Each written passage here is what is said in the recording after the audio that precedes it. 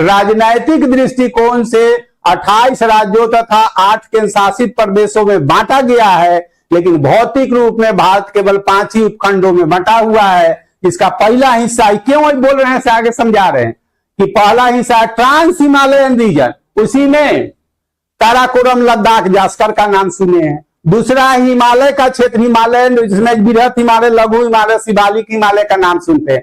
तो हिमालय जो ऐसे है, बृहत हिमालय, लघु हिमालय, शिवालिक हिमालय, जब हिमालय को वर्टिकल, इसको लोकल कहते हैं, स्थानीय रूप में बांटते हैं, तो पंजाब हिमालय, कुमायूं हिमालय, नेपाल हिमालय और असम हिमालय होता है। वहां का ही चीज है, समझे। तो पंजाब हिमालय जो सिंधु तथा सतलज के बीच है, सतलज तथा काली के बीच में जो है से कुमायूं हिमालय है, नेपाल हिमालय, तो ये जो कहां पर किए थे तो उसका हिस्सा नहीं है। वो जो काली और तीस्ता जो है से जोड़ दिए हैं, जो थोड़ा हमको बताना कुछ और था। तो हिमालय के वर्गीकरण है, तो पंजाब हिमालय, सिंधु तथा सतलज के बीच, सतलज तथा काली के बीच में कुमायूं हिमालय, कुमायूं हिमालय से ही गंगा यमुना नदी का उद्गम होता है, ये ख्याल रखिएगा। उत्तराखंड का उत्तरकाशी जिला जो है वो राजनैतिक वर्गीकरण है या नामाकरण है। फिजिकल पूछेगा तो कुमायूं हिमालय से ही गंगा यमुना नदियों का उद्गम होता है। सीधे क्वेश्चन ने बोल दिए, खाली सुनिए और देखिए सामने क्वेश्चन रख के क्या नहीं बनता है। ये क्वेश्चन सब डेवलप किया हुआ है, जो आप कम समय में कम पढ़ के अधिक से अधिक अच्छा करें, तो उसमें एक वही एक्स्ट्रा डाल दिए थे। अब कहता है जो भारतीय राज्यों केंद्र शासित क्यों कह दिए, एकमात्र सक्रिय ज्वालामुखी का उदाहरण है चाहे कौन है, एक्टिव वोल्केनो। एक्टिव आंसर आपका ये हो गया। तब भारत का 28 राज्य और 8 केंद्र शासित प्रदेश है, तब भूकंप सब जगह आते हैं, लेकिन ज्वाला सीधा ऐसे न करके ऐसे हम बता दिए हैं कि ज्वालामुखी उद्गार केवल अंडमान निकोबार में। और अंडमान निकोबार जो है से ज्वालामुखी 3 तरह का होता है, आप जानते हैं, जो सक्रिय, सुषुप्त और मृत, एक्टिव, डोरमेंट एंड एक्सटिंक्ट। तो भारत में कहां केवल अंडमान निकोबार द्वीप समूह है।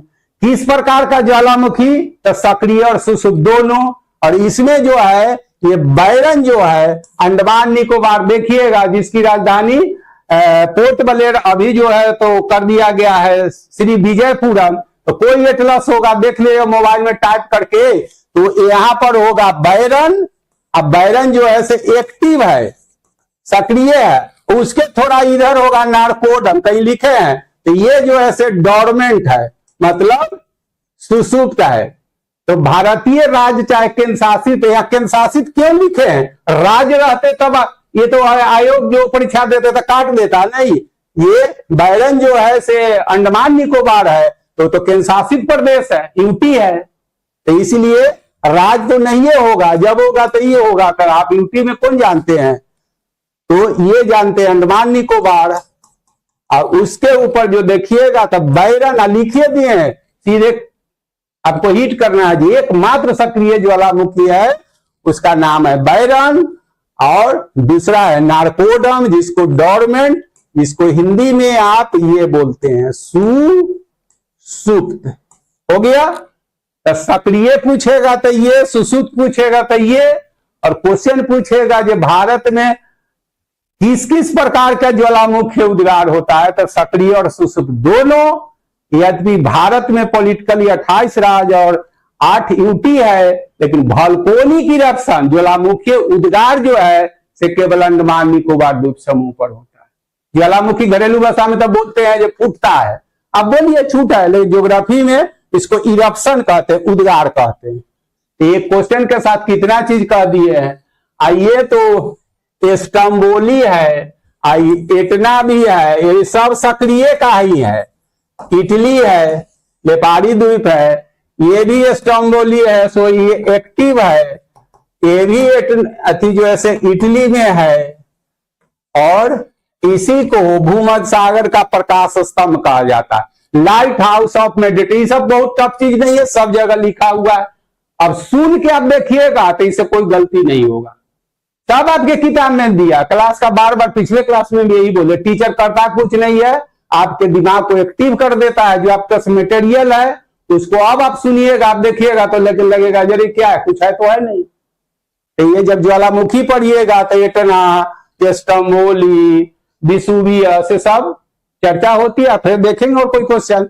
तो ये एटना जो है इटली में, ये भी इटली में है, दोनों एक्टिव है, ये भी एक्टिव है, डोरमेंट में ये है, दोनों भारत में है, ये दोनों इटली में है, इटली मतलब यूरोपीय कंटिनेंट में है, दोनों इसी को भूमध्य सागर का प्रकाश स्तंभ कहा जाता है, लाइट हाउस ऑफ मेडिटेरियन सी। और 15 मिनटों के अंतराल पर इसका इरप्शन होता तो भी लगातार होता। लगातार का मतलब यहाँ कंटिन्यूअसली नहीं है, कंटिन्यू ये सब टर्म आपके लिए अभी है नहीं, टफ लगेगा। तो लगातार का वैसी ज्वालामुखी जिसका उद्गार लगातार हो, तो लगातार का मीनिंग कंटिन्यूअसली नहीं है बल्कि कंटिन्यूअली है। ये सब चीज अभी आपके लिए उतना है नहीं।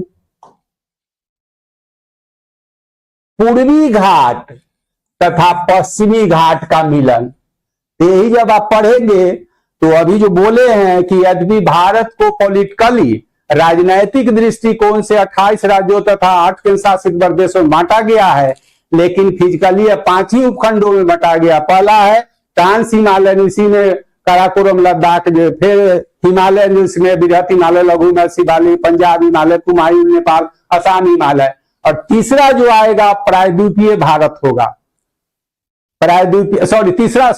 तीसरा जो ग्रेट प्लेन ऑफ इंडिया या नॉर्दर्न प्लेन ऑफ इंडिया, मतलब उत्तर भारत का बृहत मैदान या भारत का, दोनों एक ही चीज है। तो फिजिकली वह एक इकाई है, फिजिकल या भौतिक रूप एक है, लेकिन भारत का उत्तर भारत का मैदान, चाहे भारत का बृहत मैदान भी कई खंडों में बटा हुआ है। पंजाब का मैदान, गंगा का मैदान, ब्रह्मपुत्रा का मैदान, राजस्थान का मैदान, ये सब है। और चौथा जो है से ये आपका ये है, ये प्रायद्वीपीय भारत।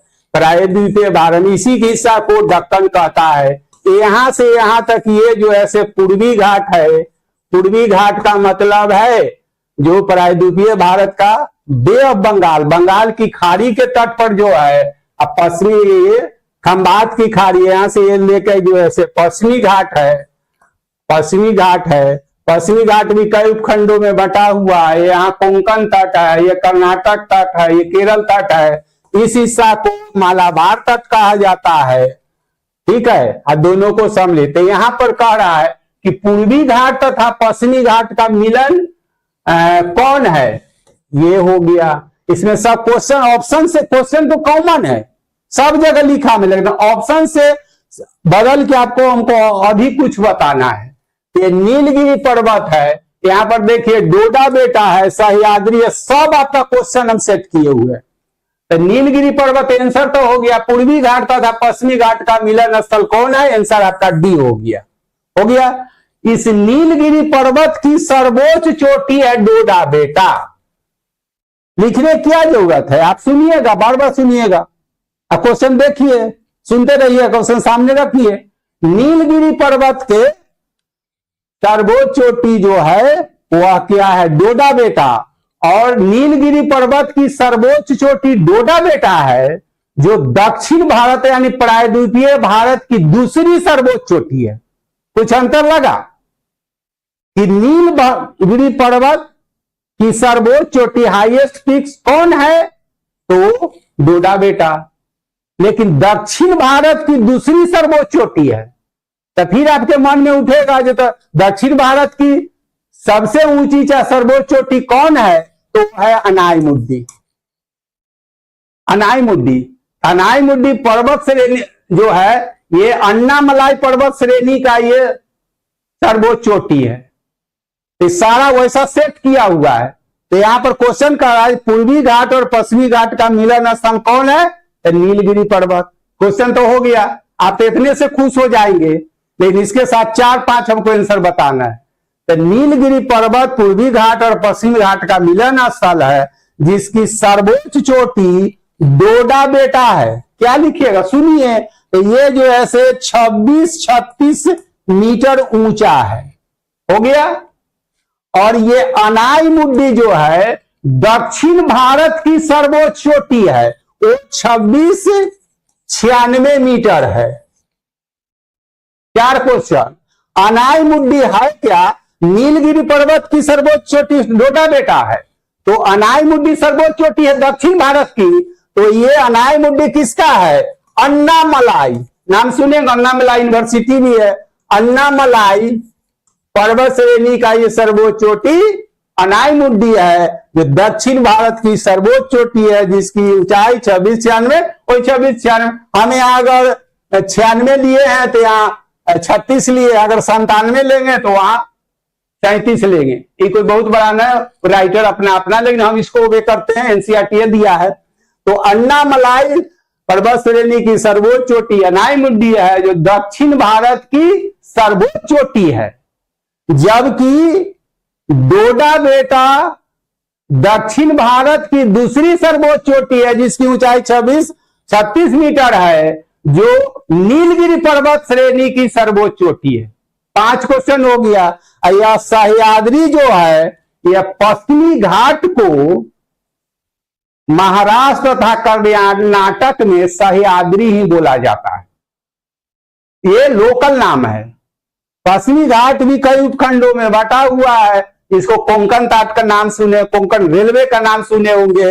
तो गुजरात से लेके यहां तक गोवा तक का कोंकण तट, उसके बाद जो है ये सह्याद्री है, इधर कर्नाटक है। ये सम्मिलित रूप से कर्नाटक तट और केरल तट को सम्मिलित रूप से कलेक्टिवली इसको मलाबार तट कहा जाता है।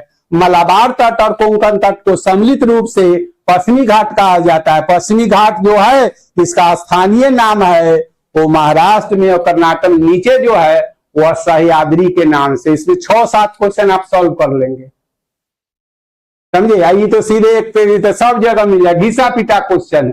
इतना परीक्षा में